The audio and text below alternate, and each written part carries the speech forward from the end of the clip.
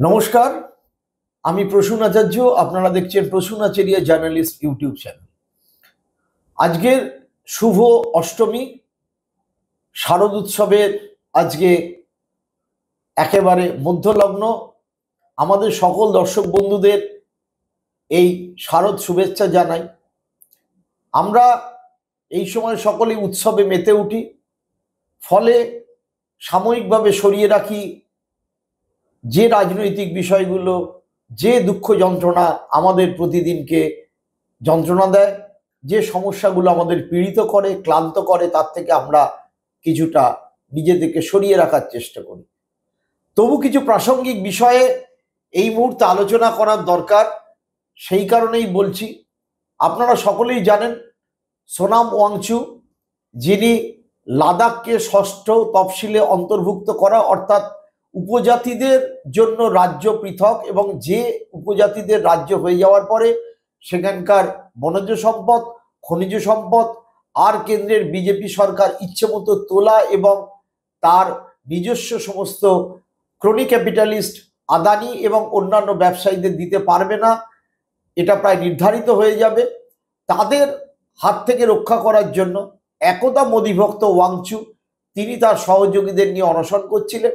এবং আপনারা এটাও জানেন যে তিনি অহিংস পথে চললেও মানুষ বিক্ষুব্ধ হয়ে ওঠে, বিজেপি অফিসকে জ্বালিয়ে দেয়, সেখানে অর্ধ সৈনিকদের গুলিতে 4 জন মারা যায়।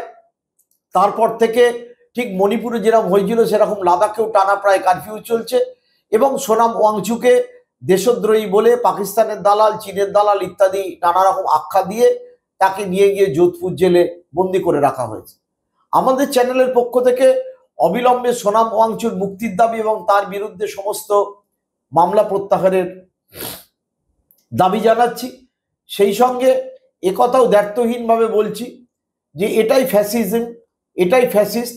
এই 2019 সালে যখন জম্মু কাশ্মীরকে স্টেটহুড বাতিল করে দিয়ে আলাদা করে 370 ধারা লাগিয়ে জম্মু কাশ্মীর থেকে লাদাখকে আলাদা করে দেওয়া হলো এবং কেন্দ্রীয় শাসিত অঞ্চল করে দেওয়া হলো, তখন মোদি ভক্ত সোনাম ওয়াংচু নরেন্দ্র মোদীকে অনেক অভিনন্দন জানিয়েছিলেন এবং পরবর্তীকালেও তার মোদি ভক্তি কমেনি। তিনি এই 2024-এ কয়েক মাস আগে কলকাতায় এসেছিলেন এবং তার সাথে আমার কথা হয়। তিনি মহাবোধি সোসাইটির একটি অনুষ্ঠানে আসেন এবং আমার তার সাথে কথা বলে আমি কিছু প্রশ্ন করেছিলাম, যা মনে হয়েছিল তার মোদি ভক্তি পুরোপুরি যায়নি। মুশকিল হচ্ছে ঠিক হিটলারদের যারা অনুগামী ছিল, যারা হিটলারকেও এইভাবে দেবতা জ্ঞানে পুজো করত, পরবর্তীকালে বুঝতে পেরেছিলেন তিনি কত বড় দৈত্য দানব এবং পৃথিবীর ধ্বংস করে দেওয়ার পথে এসেছিলেন। আজকে একই পথে আমরা দেখেছি ইসরায়েলের নেতানিয়াহু চলছে। যাই হোক, প্রসঙ্গ সেটা নয়। প্রসঙ্গ হচ্ছে আগামী দিনকে আমাদের এই চ্যানেলের নজর থাকবে যে কিভাবে লাদাখের খনিজ পদার্থ ধ্বংস করার প্রচেষ্টা বিজেপি যেটা করছে সেটাকে আটকানো যায় কিনা। কারণ বিজেপি ক্ষমতায় আসার পরেও আমরা মধ্যপ্রদেশ, ছত্তিশগড়েও একইভাবে দেখেছি নকশাল নিধন, মাওবাদী নিধনের নামে সেখানকার জল জঙ্গল জমি নিচে খনিজ পদার্থ আদানির হাতে তুলে দেওয়া হচ্ছে। আপনারা জানেন বিহারের সামনে ইলেকশন, যেরকম মহিলাদের প্রত্যেকের অ্যাকাউন্টে 10,000 করে ঘুষ দেওয়ার মতো করে টাকা ঢুকিয়ে দেওয়া হয়েছে, ঠিক সেইভাবে ভাগলপুরের 10 লক্ষ আমবাগান, লিচু বাগানকে 1 লহমায় 1 টাকার বিনিময়ে আদানির হাতে তুলে দেওয়া হয়েছে থার্মাল পাওয়ারের নামে। অর্থাৎ আদানি, আম্বানি এবং অন্যান্য ক্যাপিটাল মানে ক্রনি ক্যাপিটাল, অর্থাৎ একেবারে সরকার পুষ্ট যে পুঁজি, তাদের হাতে তুলে দেওয়াই এই মোদী সরকারের কাজ। সেই কাজ তারা মণিপুরেও করতে গেছে, কারণ মণিপুরও খনিজ সমৃদ্ধ এবং সেখানে রেয়ার আর্থ আছে। রেয়ার আর্থের অন্যতম হচ্ছে লিথেনিয়াম, যেটা দিয়ে এখনকার যে ড্রাই সেল ব্যাটারি তৈরি হয় সেই ব্যাটারির অন্যতম উপকরণ। ঠিক একইভাবে লাদাখের শুধুমাত্র খনিজ পদার্থ নয়, তার সাথে সোলার এনার্জি, প্রকৃতিকে ধ্বংস করে দিয়ে কিছু বিদ্যুৎ, কিছু সেখানকার জলবায়ুকে ধ্বংস করে দিয়ে পর্যটনের উন্নয়ন ইত্যাদি করার ব্যাপারে বিজেপি সচেষ্ট হয়েছে। আগামী দিনকে তারা সেটা পারে কি পারে না, আমরা সেদিকে নজর রাখবো। কিন্তু একথা দ্ব্যর্থহীন ভাষায় বলা চলে যে তাকে পাকিস্তানের দালাল বলা হয়েছে, কারণ তিনি পাকিস্তানে একটি ক্লাইমেট কনফারেন্সে, যেটা ইউএনওর করা তাতে যোগ দিয়েছিলেন, বা তার সাথে বিজেপি ট্রোল বাহিনী ইউনুসের ছবি পোস্ট করছে। আমরা দেখেছি যে ভারত পাকিস্তান কিভাবে ক্রিকেট ম্যাচ খেলার ক্ষেত্রে তখন আমাদের কোনো অসুবিধা হয় না। আমরা দেখেছি ইউনুসের সাথে নরেন্দ্র মোদীর হাত মেলাতে কোনো অসুবিধা হয় না। গলওয়ানের ঘটনা এখনো টাটকা আছে।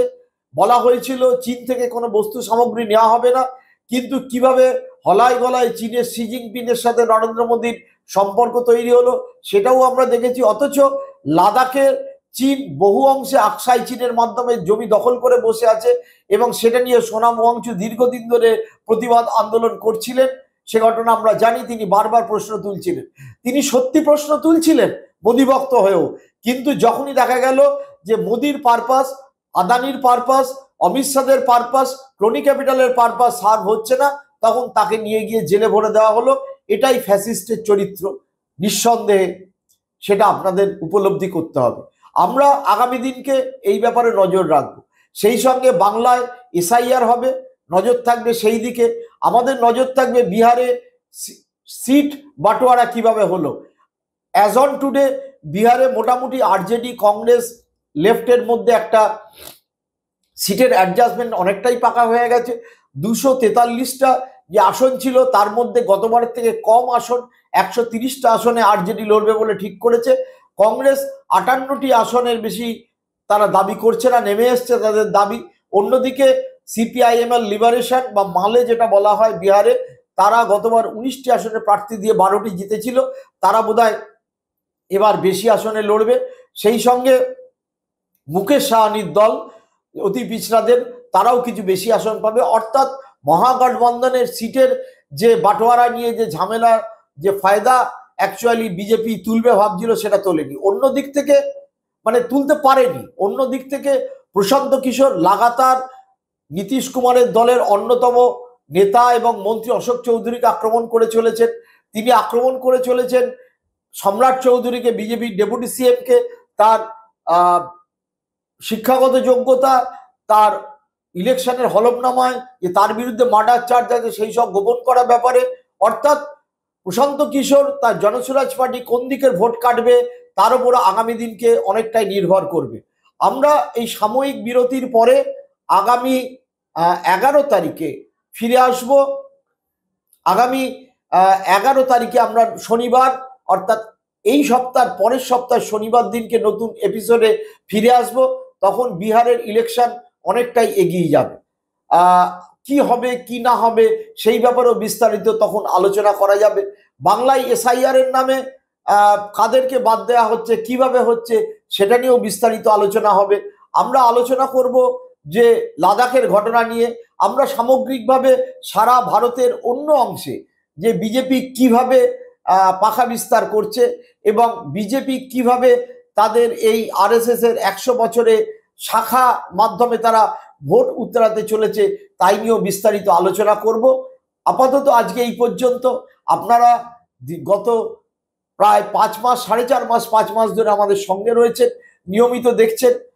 আশা করি এই সাময়িক 10 দিনের বিরতির পরও সঙ্গে থাকবেন। এবং যারা এই ব্যাপারে আলোচনা চেয়েছিলেন তাদের কাছে বলি, যেহেতু টেকনিক্যাল কারণ, পুজোর ছুটি, আপনার যার টেকনিক্যালি এই কাজটা করেন তিনিও নিচ্ছেন। এছাড়া মানুষ এই সময় পুজোর কাজে ব্যস্ততা তাদের থাকবে, তারা আনন্দ উদযাপন করবেন। তার জন্য সাময়িকভাবে আমরা এই চ্যানেলের যে কারেন্ট টপিকগুলো নিয়ে আলোচনা করি সেটা নিয়ে 10-11 দিনের বিরতি। আমরা ফিরে আসব 11ই অক্টোবর শনিবার দিন আবার নতুন এপিসোড নিয়ে। আপনারা দেখতে পারবেন। সঙ্গে থাকুন, দেখতে থাকুন Prasun Acharia journalist YouTube channel. সকলে ভালো থাকবেন। পুজো এবং শারদ শুভেচ্ছা সকলকে দিই। সকলে ভালো করে কাটান। যারা বাইরে বেড়াতে গেছেন তারা নির্বিঘ্নে ফিরুন।